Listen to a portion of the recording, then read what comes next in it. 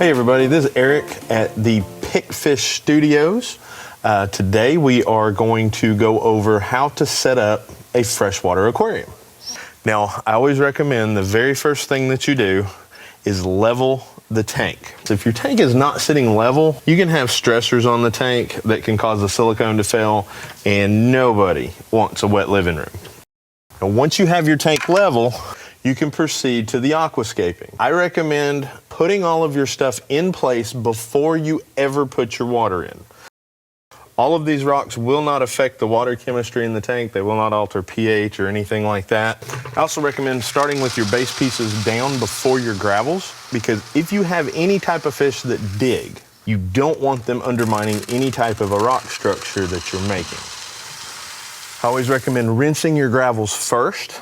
Okay, once you rinse them, put them in, and I will show you a lovely trick to keep any debris or sediment from going into the water as you fill it up.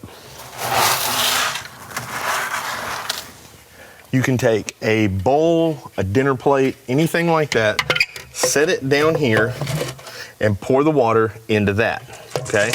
That is going to diffuse the water, and it's gonna keep it from stirring your gravels up and get it from milking up and having everything go crazy.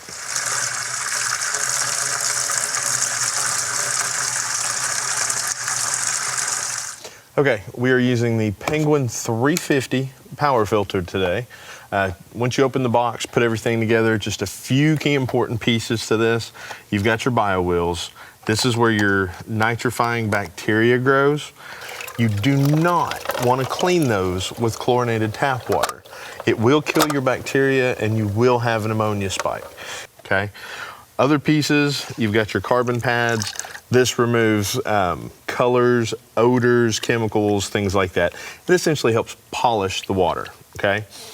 One thing I do recommend, clean this once a week using tap water. It's going to discourage your bacteria from growing on this and encourage it to grow here, which is where you want it to. Okay, once a month replace this as the carbon inside gets exhausted and can't do its job anymore. Now, inside the uplift tube assembly, you have your impeller, okay? You want to check this periodically. Make sure you turn the filter off. Check this periodically because things can get wrapped around the impeller, slow your water flow.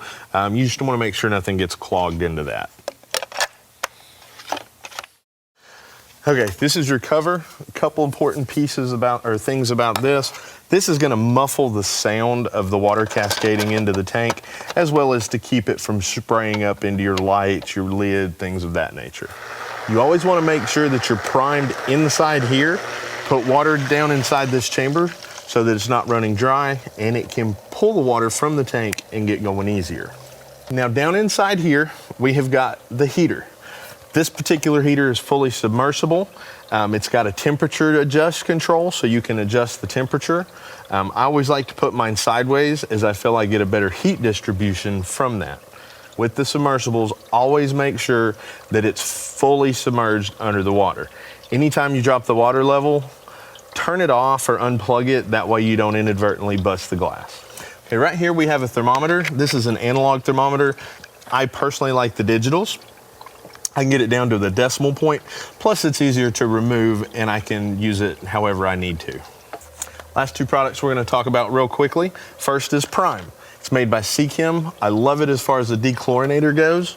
It's going to remove the chlorine that the water systems put into the water to make it safe for us, but will kill fish.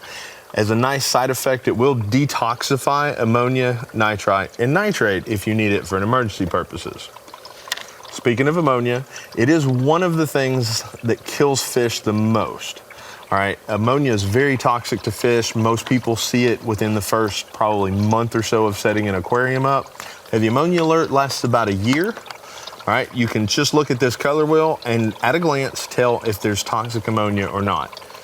Lastly, of course, we have our light. We've got it going. LEDs are used a lot these days. I do like LEDs. They last for a long time. They're very energy efficient, and with the technology available now, you can do a lot of really, really nice things with LEDs. This particular model has a nighttime mode where it has blue LEDs so you can view at nighttime, or your daytime mode. I do recommend, if you have trouble remembering to turn the aquarium light on or off, just get a cheap appliance timer. Set it for when you'd like it to kick off on, and set it for when you'd like it to kick off. No more remembering, takes care of it on its own. We're glad you enjoyed this video. Click subscribe to get the latest content and to check out our other great videos. Also visit our website at Pick.Fish to use our free interactive fish selector and get answers to all your tank questions from our certified experts.